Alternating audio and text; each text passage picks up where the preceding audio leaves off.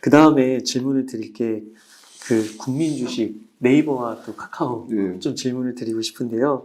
그 GPT 산업이 이제 앞으로 좀 커진다고 하면서 네이버하고 카카오가 좀 다시 재기의 기회를 노리는 것 같은데 네이버와 카카오는 좀 어떻게 생각하세요? 네. 네카오라고 부르더라고요. 네, 네카오. 그리고 2020년 코로나 직후에 빅7 종목 중에 거기서 미국에서도 플랫폼 기업들이 팡 기업들이 그죠? 다 이제 플랫폼의 가치로 인해서 올라갔고 우리나라에서는 네이버 카카오가 또 폭발적인 상승을 했고요. 네이버의 영업이익이라든지 매출은 탄탄하게 올라가는 것 같아요. 근데 이익은 뭔가를 투자를 하게 되면 일시적으로 또 감가상각비도 발생하고 그런 부분이 있기 때문에 이익이 일시적으로 훼손될 수는 있는데 그 이익의 훼손이 어디서 일어난 건가? 아, 미래의 매출을 위한 투자였구나 하면 우리가 또 자신 있게 사야 되는 거잖아요.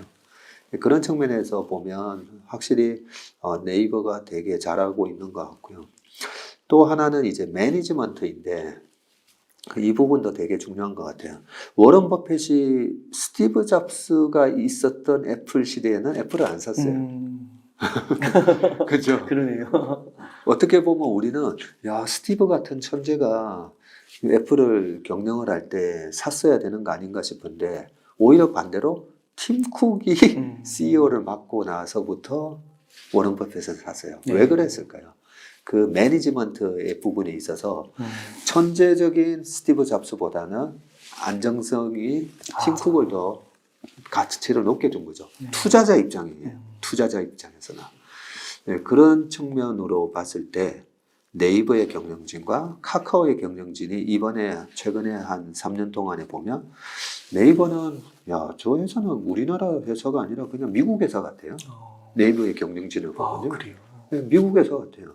근데 카카오의 경영진은 조금 아쉬워요. 이 카카오라는 엄청난 이 플랫폼을 만들어 놨는데 경영진들이 그동안에 했던 걸 보면 이 주주가치라든지 이런 부분에 대해서 아, 좀 잘 모르구나 라는 생각이 들었고 근데 최근에는 막 개선하려고 하는 것 같아요. 같고 나중에 주가 흐름은 결국은 이런 부정적인 시각까지 카카오의 주가에 다 반영은 됐다고 보거든요. 네. 됐고 하반기가 지나서 최근에 아직까지 금리가 안 빠지니까 다들 채권에 투자하셨던 분들이 되게 조금 이 조바심이 느껴지실 건데 채권은 제가 올해 상반기에 주식으로 벌고 하반기에 채권 투자하셔도 늦지 않습니다라고 했던 게 채권 금리가 본격적으로 떨어지는 거는 올 4Q부터 내년 1Q, 2Q 가면서 확 떨어진다고 보거든요. 네, 그런 차원에서 금리가 떨어지면 이 플랫폼의 기업들의 가치는 또 확 올라올 겁니다. 네. 그러면서 네이버나 카카오나 주가 수익률 측면에서는 별 차이가 없을 것 같아요. 차이가 없을 것 같은데 그래도 투자를 한다면 믿음이 가는 거는 지금은 네이버인 것 같고요. 또 카카오가 네이버하고 또 하나의 차이점은 네이버의 그동안의 여러 가지 그 기사를 계속 이제 읽다 보면 해외 모멘텀이 되게 많아요. 뭐 제페토라는 게 메타버스 시장을 할 때도 있었지만 뭐 웹툰뿐만 아니라 그리고 뭐 배달의 민족 같은 걸 갖다가 동남아 가서도 하고 그리고 미국의 포시마크 같은 회사를 또 인수를 하고 근데 되게 싸게 인수했어요. 그런 것도 싸게 인수하고 그런 걸 보면 저는 우리나라의 1등이 글로벌라이제이션이 시작될 때 그 모멘텀을 되게 좋아하거든요. 예를 들면 우리나라 SM 엔터테인먼트가 아니면 JYP나 이런 엔터테인먼트가 우리나라에서만 하다가 동남아에서만 하다가 일본 가고 미국 가고 유럽 가고 그러면서 기업 가치가 지금 다 조 단위대로 확 커졌잖아요. 그런 준비를 되게 잘하고 있는 것 같더라고요. 근데 지금은 네이버에 대한 이제 우려감이 아니 챗GPT로 마이크로소프트랑 구글이랑 저렇게 하는데 그죠? 바드랑 이러다가 네이버의 검색 시장 이런 거 다 저기 뺏기는 거 아닌가 라는 부분인데 그 최수연 사장이 지난 그 챗 GPT 나오고 나서 4월 초인가에 딱 그렇게 발표를 하더라고요. 한글 데이터가 우리가 챗 GPT 대비해가지고 한 6,000배 정도 더, 600배인가 더 많다라는 얘기를 해요. 그러고 보니까 우리가 우리나라의 음식점이나 검색을 할 때 구글 가서 검색 안 하잖아요. 그렇죠. 그죠? 글로벌한 거는 구글링을 하는데, 네이버 가서 찾아야지 이러잖아요. 그러면 네이버도 그 부분에 대해서는 준비를 하고 있고, 국내 시장에서 이 검색 시장을 뺏기면서 광고에 대한 매출이 줄어들지는 않겠다라는 생각이 듭니다. 그래서 지금의 그런 우려감은 어떻게 보면 주식을 또 살 수 있는 좋은 기회다라고 생각합니다. 그 네이버 주식이 진짜 싸긴 싼 것 같더라고요. 네. 많이 떨어져서. 네. 제가 한 번씩 보면 네. 뭐 재작년에는 뭐 KTNG 그리고 작년 하반기에는 뭐 키움증권 이런 거 삼성전자 가끔씩 집 팔아서 사고 싶다라는 표현을 한 번씩 쓰잖아요. 네. 네. 지금은 네이버 같은 거. 그래요. 집 팔아서. 네. 그런데 이런 얘기를 하면 KTNG도 그랬던 것 같아요. 재작년에 웬만한 주식은 이제 다 팔고 쉬어야 됩니다라는 얘기를 재작년 8월 달에 하고 난 이후로 그래도 그렇게 시장에 대해서 이제는 조심해야 된다고 하면서도 아직도 집 팔아서 사고 싶은 주식은 있습니다 하다가 이 KTNG 얘기가 나왔었던 건데 그러고 나서 거의 한 3개월, 4개월 동안 KTNG 왜 안 올라가냐, 막, 그런 얘기들이 많았었는데. 결국에는 많이 올랐었죠. 네, 작년같이 그렇게 떨어지는 장에서 KTNG가 9만 원 막 넘어가고 맞아요. 그랬었잖아요. 그래서 KTNG를 사신 분들, 제 주변 분들은 배당도 받고, 배당 거의 6% 받고, 맞아요. 주가도 올라가고 하셨던 것처럼 지금 사서 트레이딩 하러 들어가지는 마세요. 네이버 같은 주식을 지금 트레이딩하러 들어가면 재미가 되게 없고 답답할 거고요. 사서 한번 3년 가져가 볼까? 네, 그런 마음으로 가져가시는 분은 지금 20만 원에서 사면 40만 원만 가도 100%잖아요. 네. 네. 3년 동안. 3년 동안. 그렇게. 그러면은 그 전무님 만약 지금 시점에서 한 1억 원 정도의 여윳돈이 있으면은 어떻게 좀 투자를 하시겠나요? 또 이 부분이 중요한데요. 지금도 저희 회사에 계속 새로운 고객분들이 찾아오시거든요. 새로 찾아오신 분들한테 제가 늘 말씀드리는 게 보면 딱 저분은 의사신 것 같은데 딱 이 느낌이 와요. 이제 딱 외모만 봐도. 근데 그저께 오신 분이 그러더라고요. 도저히 한 3년 동안 주식하다가 내 생활이 피폐해지는 것 같아서 못하겠다는 거예요. 그렇죠. 너무나 안 봐도 뻔하죠. 말 그대로 전문직이잖아요. 전문직이면 정말 전문성이 있고 집중을 해야 되고 힘이 드는 일을 하시잖아요. 근데 주식 때문에 스트레스를 받으시는 거죠. 근데 주식으로 스트레스를 받는 이유를 제가 말씀을 드렸어요. 그분이 어떤 주식을 샀는지 아예 보지도 않고 그런 분들 제가 한 1,800명 만났더라고요. 최근 3년 동안에 제가 한 1,800명을 만나서 안 봐도 어떤 주식을 갖고 있을지, 어떤 매매를 할지, 어떤 고민을 할지 다 이해가 되는데 제가 늘 행복한 투자를 해야 된다고 하잖아요. 우리가 투자를 해서 결국은 경제적 자유를 이루어서 우리가 내가 하고 싶은 일 하거나 그 시간을 얻고자 투자를 하는 건데 그 행복하고자 투자를 하는데 생활이 피폐해지면 안 되잖아요. 그리고 그 의사 같은 분들이 그 경제적으로도 자유로운 분들인데 왜 피폐해지냐면 그동안에 공부를 하니까 다 됐는데 아니 주식은 왜 이리 안 되는 거야. 그죠? 그래서 제가 드리는 말씀이 본질을 깨닫고 제대로 그 투자에 대한 원칙이 중요하다는 거죠. 원칙과 좋은 투자 습관. 좋은 투자 습관. 자, 그러면 좋은 투자 습관이 뭐냐면 제가 작년 하반기부터 올 초까지 계속 얘기했던 게 대체 불가한 핵심 우량 자산을 사세요. 핵심 우량 주식을 사세요라고 했잖아요. 핵심 우량 주식을 사면 마음이 불안할 이유가 전혀 없어요. 전문직을 하시는 분도 그런 측면에서 삼성전자, 엔비디아, 루이비통, LVMH 뭐 다 마찬가지죠. 엔비디아, ASML 다 핵심 우량 자산이잖아요. 빠지면 내가 월급 받은 걸로 더 사면 되니까. 네. 왜냐면 어차피 올라갈 거니까. 아, 그런 핵심 우량 주식을 사면 불안할 이유가 없고 혹시라도 빠지면 또 40만 원 갈 주식이 또 19만 원 됐네, 17만 원 됐네, 더 사면 되니까 그죠. 네, 그렇게 투자를 해야 되는 것처럼 1억이 나는 돈이 있으면 핵심 우량 주식 중심으로 사야 되는데 자, 저는 항상 미국 시장을 늘 보고 네. 저희 회사에서 제일 첫 번째 하는 회의가 미국 시장 분석이거든요. 미국 시장에서 시작되는 큰 모멘텀을 보면서 투자를 들어가는 거거든요. 그래서 코로나 때 테슬라가 왜 저렇게 세지? 2차 전지구나 라고 알고 들어간 거죠. 지금은 뭐가 제일 세지? 챗 GPT인 거죠. 여기에 제일 수혜주 엔비디아의 GPU. 그러면서 이 주식이 벌써 110에서 300 가는 것처럼 그런 식으로 생각해 봤을 때 저는 1억이 있다면 삼성전자부터 사고요. 네. 그리고 아까 말씀드렸던 네이버 같은 주식도 사고 그렇게 핵심 우량 자산으로 80%를 채우시라는 거죠. 80%를 채워놓고 그 다음에 시장에서 작년에 태조 이방원 이러잖아요. 태조 이방원에서 태양광 이게 말이 돼? 말이 되죠. 왜냐하면 유가가 막 130불까지 갔잖아요. 맞아요. 네. 그리고 방위산업?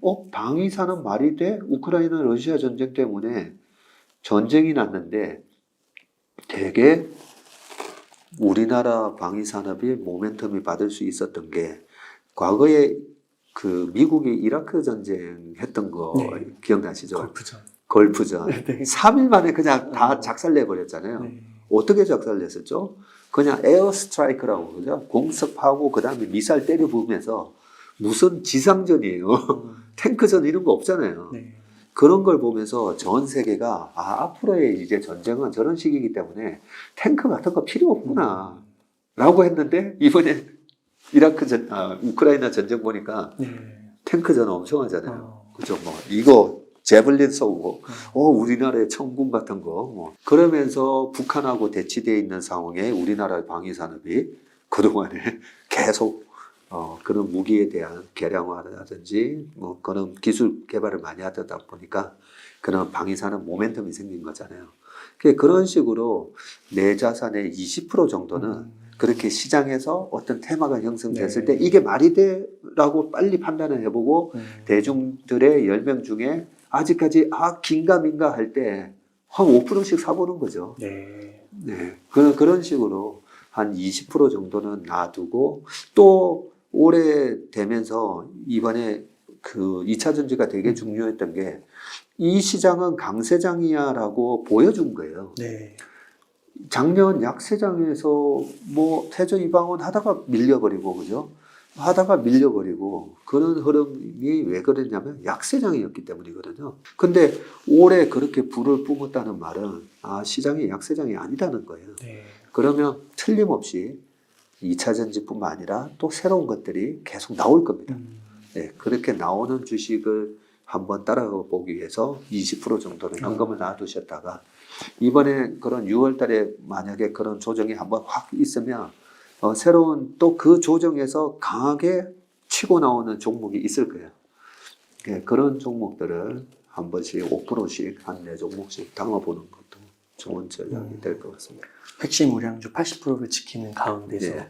그 2차 전지 산업은 아무래도 아직은 상대적으로 좀 초기 산업이고 앞으로 변동성이 좀 클 거라고 생각해서 여기 핵심 우량주 범위에 좀 많은 포지션을 넣는 거는 조금 부담스러울 수 있는 걸까요?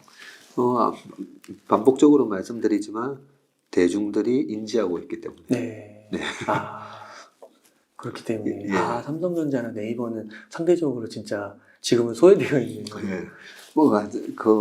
다시 한번 우리가 복귀해 봅시다. 네. 지금 정도의 2차 전지에 대한 확신은 바로 2년 전에 테슬라하고 비슷한 것 같아요. 그렇죠? 맞네요. 네. 테슬라를 제가 2020년 5월 달에 이 회사 1조 달러 가는 회사인 것 같은데요. 그런 와중에 나중에 뭐 테슬라가 뭐 한 7배 올라버렸죠. 한 6개월 만에 확 올려버리면서 이번에도 비슷하잖아요. 그죠? 올랐는데 테슬라를 사시는 분들은 전문의 제가 이제 너무 비싸진 것 같아서 저희는 3분의 1 팔았습니다. 여기서는 쫓아가지 마세요 하면서 회사도 전문의 테슬라 주식은 그냥 2030년까지 2천만 대 생산할 건데 맞아요. 그때까지 들고 가는 거지 무슨 테슬라 주식을 트레이딩 하려고 그러냐라고 얘기를 했었잖아요. 네. 그게 420불 하던 게 지금 이번에 101불까지 맞아요. 빠졌다가 200불 왔다가 이러고 있잖아요. 근데 지금은 테슬라 지금 2030년 되면 2천만 원 팔 건데 지금 사야죠라고 얘기를 잘 안 해요. 맞아요. 요즘 안 하죠. 네, 안 해요. 네, 오히려 테슬라 팔아가지고 2차 전지를 사야 되는 거 아닌가? 네, 이런 고민을 하잖아요. 이런 식으로 대중들의 마음이 또 확 식어가지고 싸게 살 수 있는 기회를 테슬라도 주잖아요. 그렇죠? 그런 걸로 우리가 생각해 보면 2차 전지가 분명히 전 세계에서 우리가 탑티어고 경쟁자도 별로 없어요. 제가 이 배터리 관련된 걸 2020년도에 저희가 LG화학을 포트에 제일 많이 샀을 때 2차 전지 얘기를 되게 많이 하고 다녔었는데 왜 우리나라 2차 전지가 글로벌 넘버 원이었는지 그 이유를 많이 설명드렸거든요. 그때 이미 그렇게 사셨었군요. 네, 보세요. 80년대에는 전부 일본 제품이었어요. 네. 80년대에 소니의 워크맨 딱 열어보면 다 일본. 우리나라 뭐 웬만한 거 이래 열어보면 다 싼요. 다 일본 전지였어요. 일본 2차 전지가 전 세계 시장의 한 87% 차지했었거든요. 네. 근데 일본 업체 다 망하고 싼요가 망했어요. 네. 싼요가 망해서 파나소닉에 인수된 거거든요. 아. 왜 그랬냐면 일본 전자 회사들이 다 죽어버렸잖아요. 왜? 삼성전자 때문에. 네. 삼성전자랑 LG전자 때문에 2005년 이후로 일본의 전자제품들이 다 죽으면서 일본 배터리 회사들이 납품을 할 캡티브 마켓이 없어져 버린 거죠. 그러면서 우리나라 2차 전지가 엄청난 이제 경쟁력을 갖게 된 거거든요. 네. 그런 차원에서 분명히 우리가 세계 최고의 회사인데 대중들이 이 확신이 조금 이래 누그러져야 돼요. 지금 테슬라처럼. 네. 예, 그렇게 된다는 거죠. 네. 네. 감사합니다. 전무님 이번에 책을 또 내셨어요. 예. 두 번째 책이신 건가요? 제 단독으로 썼다고 하는 책은 이 책이 두 번째입니다. 그 전에는 이제 뭐 변화와 생존이라고 그 김동원 소장님하고 김한진 박사님하고 공유했던 책도 있겠는데 이번에 이게 단독으로 쓴 걸로 나오는데 사실은 제가 단독으로 쓴 게 아니에요. 예, 제가 진행하는 식사합시다. 예, 초대했었던 그 수많은 고수분들이 있잖아요. 네. 그 고수분들하고 나눴던 얘기가 주옥 같은 얘기가 너무 많아요. 네, 그 얘기를 담아서 책으로 좀 남겨야 되겠다 싶어서 이번에 위기를 기회로 만드는 네. 고수들의 투자 철학이라는 제목으로 책이 나왔습니다. 근데 이 책에 대해서 간단하게만 좀 설명을 드리면 제 책상에는 좀 지저분해요. 되게 리포트를 잘 안 버려요. 예, 애널리스트들의 리포트를 거의 한 1년치를 쌓아놨다가 버릴 때 그 1년 전에 이 애널리스트가 뭐라고 얘기했지라고 보면서 버리잖아요. 엄청 재밌어요. 네, 지금은 저 사람 얘기가 맞나 이 사람 얘기가 맞나 모르잖아요. 근데 이미 답이 나오고 난 다음에 그 애널리스트를 리포트를 보면서 이 사람이 그때 당시에 어떤 관점으로 매수와 매도의 의견을 얘기했고 목표가를 얼마를 얘기했고 그런 걸 보는 거죠. 그러면 삼성전자도 9만 원 갔을 때 12만 원 리포트가 막 나오고 했었잖아요. 그 리포트 저는 나중에 다시 봤어요.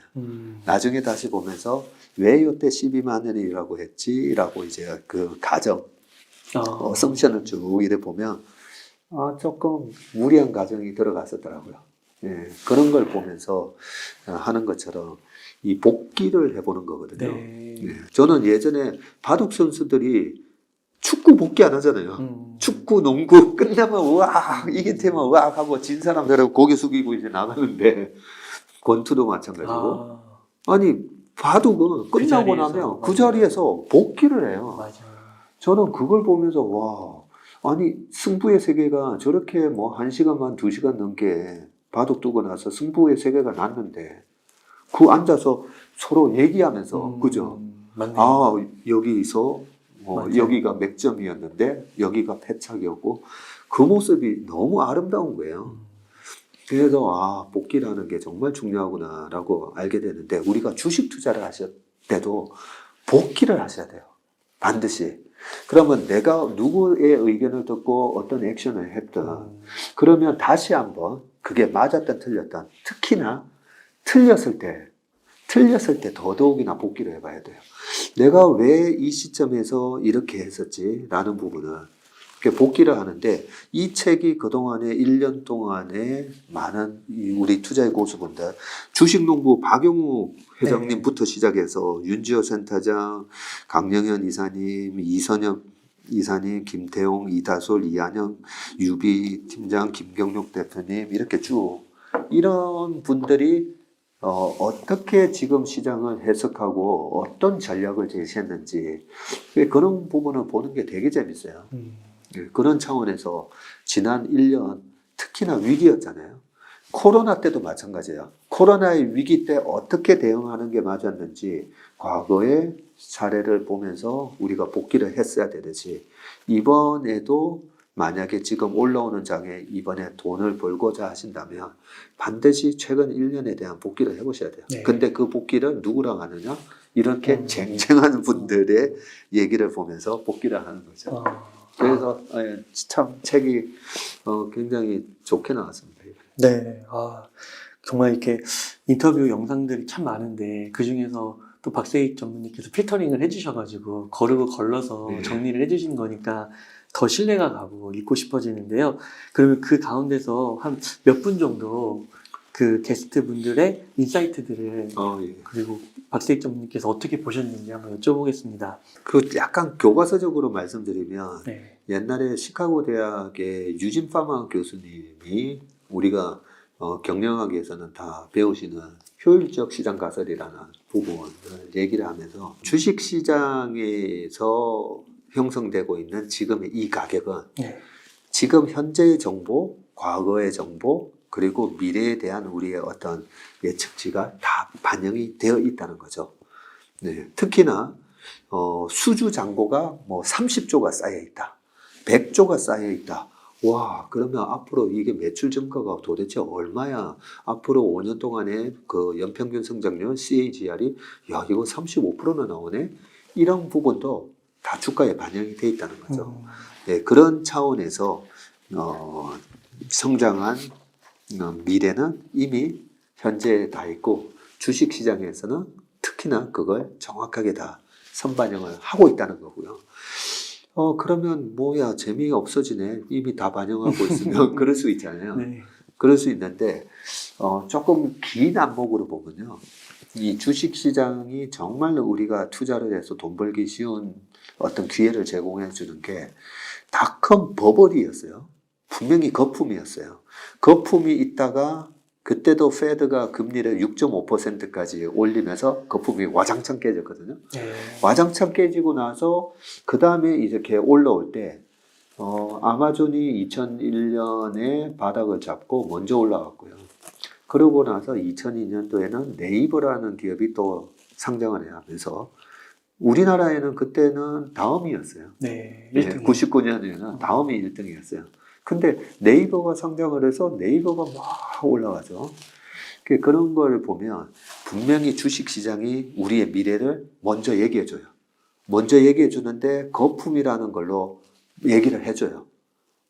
그렇게 먼저 얘기를 해주고 그 다음에 이 거품이 꺼지거든요. 꺼지고 나서 옥석 가리기가 되면서 혹독한 겨울을 거치면서 약간 무늬만 성장주, 무늬만 닷컴 이런 걸 다 죽여버려요. 네. 그리고 진짜 옥석이 가려지면서 옥이 올라올 때 그때 들어가면 네이버가 300배 났어요. 2002년도부터 300배가 났고, 한 2002년도에 강남에 집 사봐야 7배 정도 올랐거든요. 300배 났어요. 그리고 아마존은 2,800배가 났어요. 확실히 글로벌한 회사들이다 보니까. 그래서 이 주식시장에서 얘기해주는 이 미래 우리가 앞으로의 삶의 변화가 어떻게 될 건지에 대한 그 부분을 주식시장을 잘 모니터링하고 있다가 거품이 생기고, 특히나 거품 생기는 산업이 더 좋아요, 저는. 거품이 꺼지고 났을 때 어떤 기업이 여기서 살아나나를 보거든요.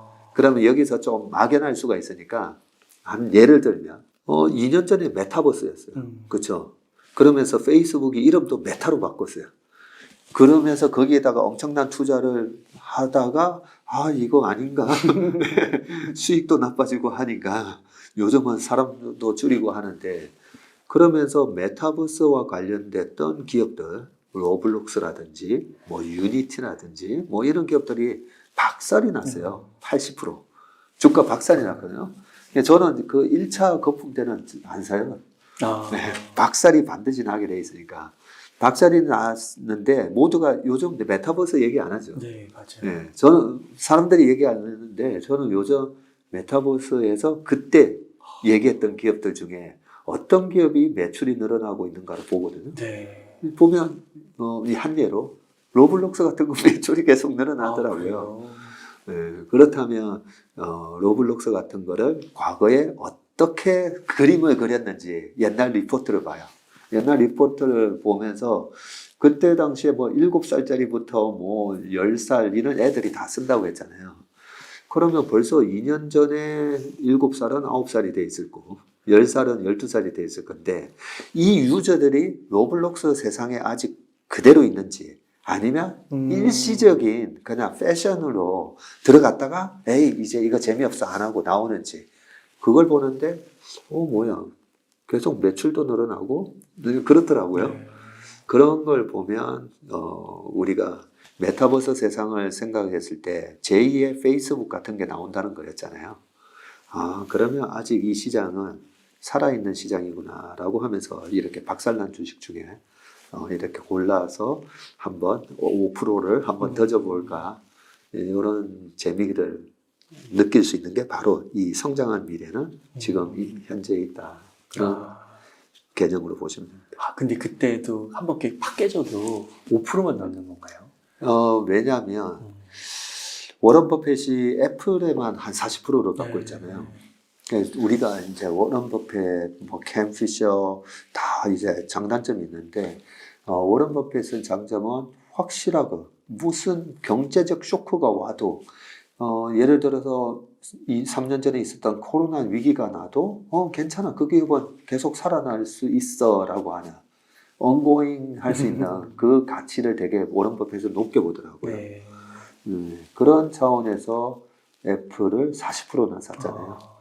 근데 로블록스 같은 게 페이스북처럼 되는지는 아직은 모르겠어요. 그죠? 그렇다면 내가 투자하는 자산에 대한 비중은 5% 정도가 적절한 게 아닌가라고 생각하고요.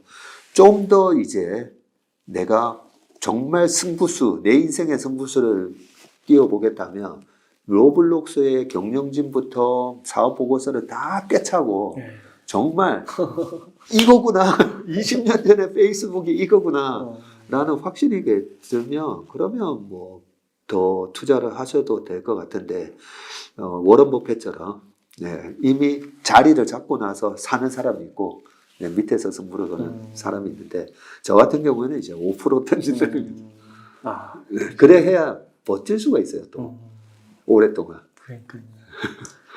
그러니까 이번에도 보면은 그 기업에 대해서 그 공부가 안 돼 있는 상태에서 주가가 오르는 것만 보고 따라가서 들어가면은 조금만 떨어져도 금방 흔들려가지고 어떻게 해야 될지를 모르겠고 그러더라고요. 그 말씀을 하시니까 3년 전에 제가 뭐 테슬라도 얘기하고 또 막 찾다 보니까 뭐 우버 같은 거, 우리나라에는 아직 도입을 못하게 하고 규제를 하고 그랬지만 우버 같은 것도 나중에 괜찮을 수 있지 않을까라고 했는데, 그게 뭐 한 30, 70% 갔다가 또 다 빠졌어요. 다 빠졌다가 최근에 다시 또 플러스 한 30% 이래 올라오는데 거기에 우버 하나에 이제 몰빵을 했다면 엄청 스트레스 받았을 거예요. 엄청. 그죠? 네. 근데 5%씩 이래 사놓으면 5%가 7% 됐다가 예, 예를 들면 500만 원이 900만 원 됐다가 다시 500, 400 됐다가 그렇게 우리가 분산 투자를 해야 되는 이유가 오히려 장기적인 투자를 원하시면 오히려 그렇게 분산을 해놔야 장기적으로 갈 수 있다는 거죠. 네. 그 주식농부 박영욱 회장님 만나셨을 때는 좀 어떠셨나요?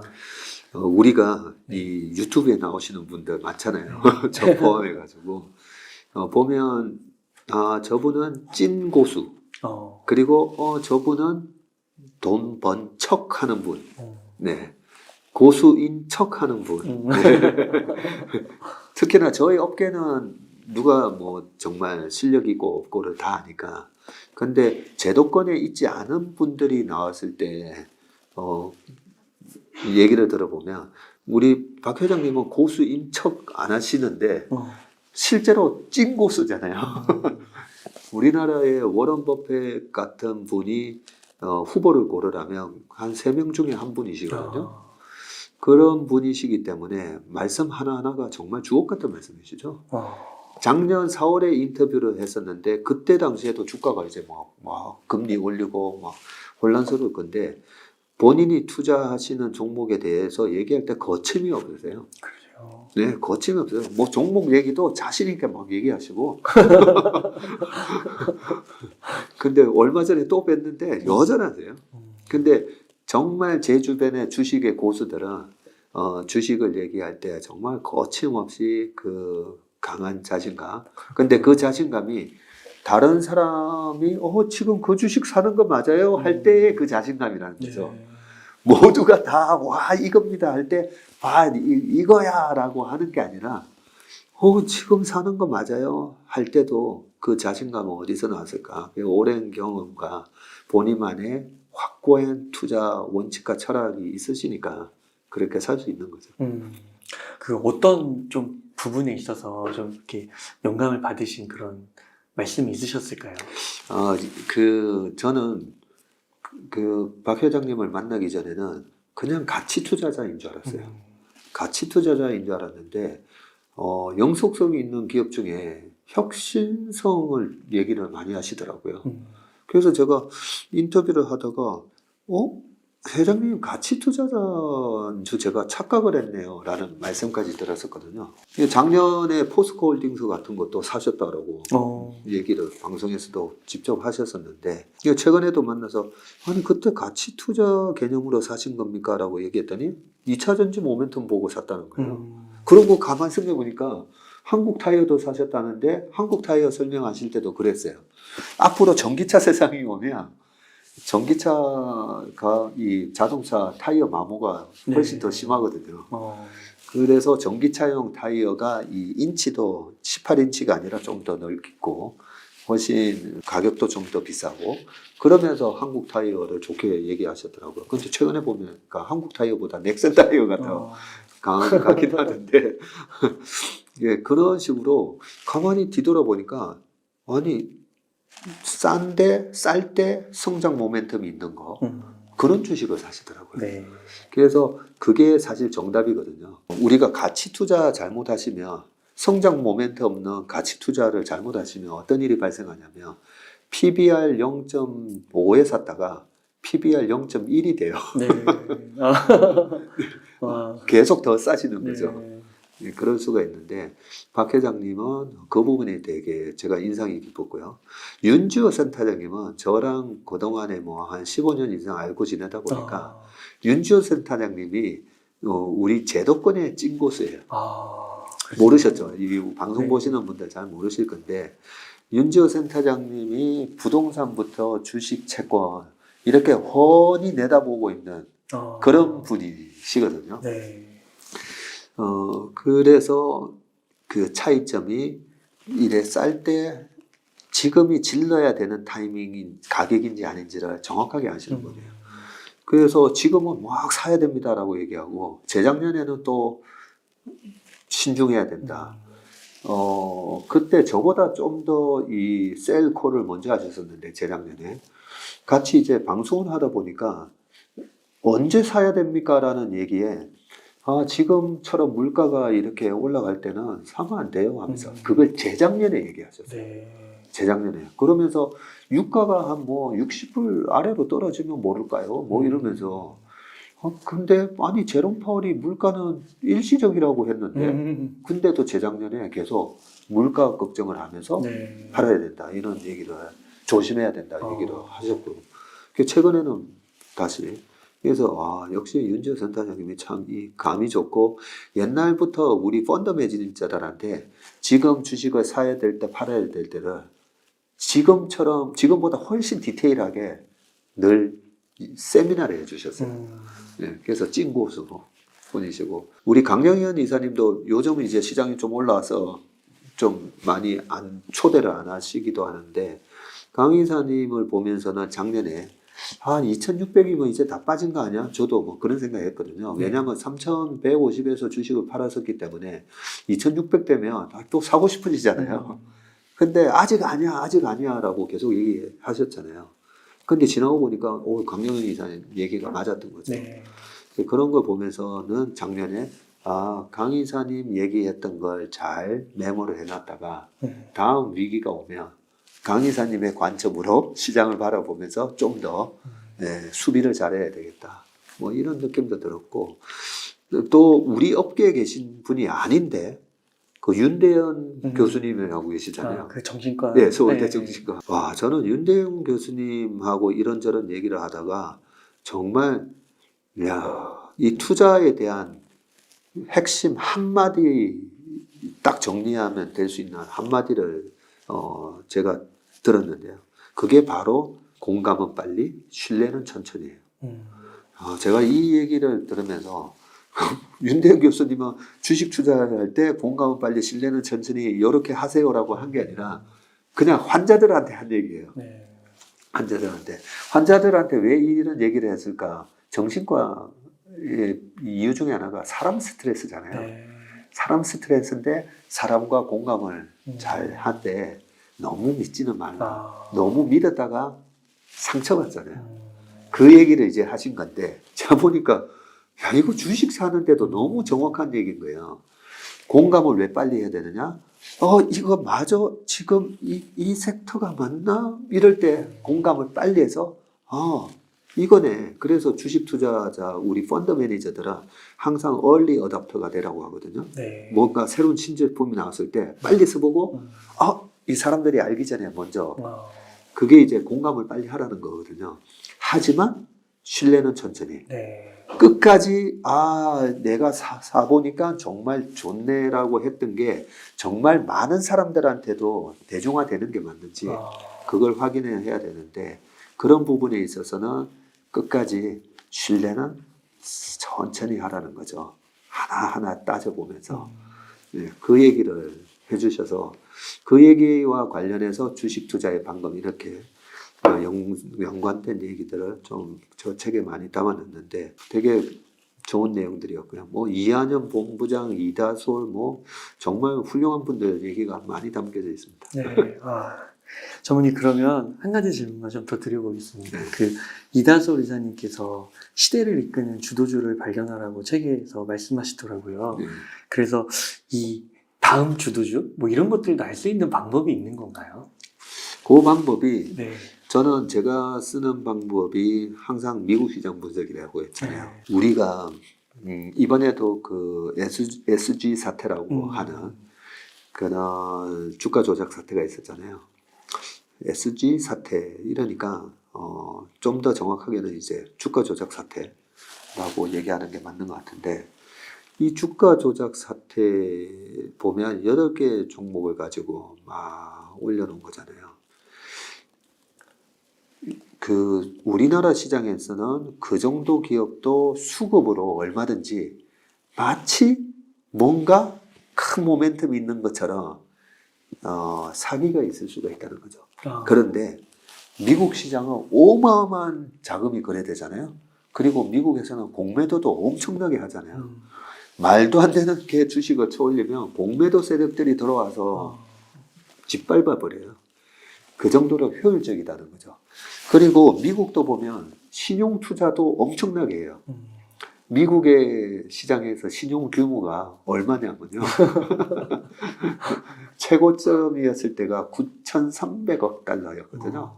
예, 9,300억 달러였는데 지금 6,300억 달러까지 빠졌다가 조금씩 올라오고 있는데 6,300억 달러라고 하면 900조가 넘어요. 900조, 1000조, 최고치였을 때는 1200조라는 신용을 써서 매매가 되는 시장이에요. 우리나라 신용잔고가 25조 됐다가 15조까지 갔다가 지금 18조거든요. 네. 우리나라 시장에서 18조의 신용자금이 쓰이고 있는데 미국 시장에 1200조. 그러니까 엄청난 이 투기 세력들이 그렇게 신용으로 매수도 하고 또 공매도도 때리고 하면서 가격에 대한 효율적인 시장이라는 거죠. 그런 시장에서 어떤 강력한 모멘텀이 지속된다. 그러면 새로운 성장 모멘텀은 나스닥에서 다 미리 반영을 한다는 거죠. 네. 가장 빨리 반영하는 곳이 나스닥이라는 거죠. 네. 닷컴도 나스닥이었고 전기차 모멘텀도 나스닥이었고 그렇구나. 네. 플랫폼 기업, 클라우드 시장 모든 새로운 혁신 기업은 다 나스닥에서 나왔어요. 그래서 저는 나스닥 시장을 항상 관찰하거든요. 그리고 또 하나가 뭐 팁을 드리면 2015년도에는 우리나라의 바이오 기업들이 난리를 쳤어요. 그런데 2016년, 17년 가면서 나스닥의 바이오 생명공학 지수가 확 꺾이더라고요. 2015년 7월이었는데 고점 대비 한 30-40% 확 빠지는 거예요. 그런데도 우리나라에서 한미약품부터 해가지고 뭐 라이센싱하고 모멘텀 그리고 임상 3상 가면 이 회사가 혹시나 FDA 승인을 나중에 받을 수 있지 않을까 뭐 이런 기대감으로 올라갔던 주식들 다 작살났어요. 네. 미국 시장에서는 저 정도 항암제 개발하고 신약하는 개발을 저 정도 밸류에이션을 안 주는데 왜 우리만 이렇게 난리지? 그런 것들이 이제 다 보이시는 거예요. 빠졌었거든요. 그래서 항상 가장 효율적인 미국 시장을 보면서 성장 모멘텀을 찾으려고 하고요.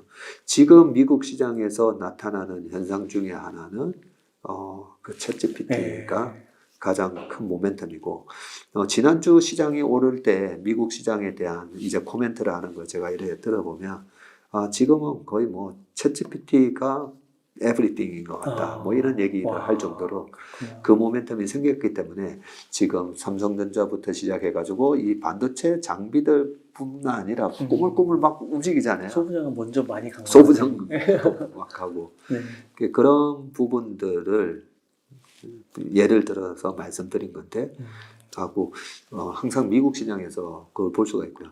바이오 같은 경우에도 그동안에 임상을 못했잖아요. 코로나 때문에. 임상을 못했기 때문에 되게 많이 이렇게 힘들어져 있거든요. 근데 지금은 금리가 너무 높다 보니까 이 2-3년 동안에 힘들었던 바이오 기업들이 자금 조달이 또 어려워요. 그래서 아직까지는 보릿고개를 조금 넘고 있는 느낌도 나는데 바이오 쪽에서도 뭐 올해 말 내년, 내후년에는 그런 모멘텀이 나오지 않을까? 미국을 보면 좀 그런 느낌이 나오거든요. 네. 예. 근데 바이오는 제가 잘 몰라요. 네. 그리고 잘 모르고 그 신약이 정말 임상 2-3 상황을 통과할지에 대한 부분은 어떻게 알겠어요. 그래서 그런 모멘텀이 있을 거다라고는 알지만 투자는 안 합니다. 제가 확신이 없어가지고. 그러시군요. 기재부님 오늘도 너무 알찬 시간이고 너무 뜻깊었던 시간인 것 같습니다. 혹시 그러면 끝으로 시청자님들께 마지막으로 강조하고 싶으신 말씀 있다면 좀 부탁드리겠습니다. 예, 그 아까도 말씀드렸지만 긍정적인 마인드는요 모두가 다 지금 이제 3,600, 4,000 갑니다라고 들떠 있을 때는 신중한 마인드를 가져야 되는 거고요. 아직까지도 제가 이렇게 보면 10명 중에 지금 주식을 할 때가 맞나요라고 걱정하시는 분들이 지금도 7, 8명인 것 같아요. 네, 그렇게 느껴지기 때문에 지금 같은 경우에는 아직까지 내년 1월 정도까지는 긍정적인 마인드로 시장을 바라보셔야 이번에 2차 전지로 못 먹었더라도 다른 거라도 먹을 수 있기 때문에 좀 긍정적인 생각으로 시장을 바라보셨으면 좋겠습니다. 네. 그리고 6월달 네. 있을지 모르는 조정이 올지는 모르겠지만 네. 눌림목을 너무 두려워 안 하시고 그 조정을 잘 이용하셨으면 좋겠습니다. 네, 그리고 또 시간 틈틈이 요 위기를 기회로 만드는 고수들의 투자처라 이 책도 꼭 참고하시면서 성공적인 투자 꼭 하셨으면 좋겠습니다. 이렇게 해서 채슬리 투자자문의 박세익 전무님을 모시고 이야기를 나눠봤습니다. 긴 시간 동안 유익한 인사이트 많이 나눠주셔서 감사의 말씀드립니다. 오늘 고생 많으셨습니다. 네, 고맙습니다.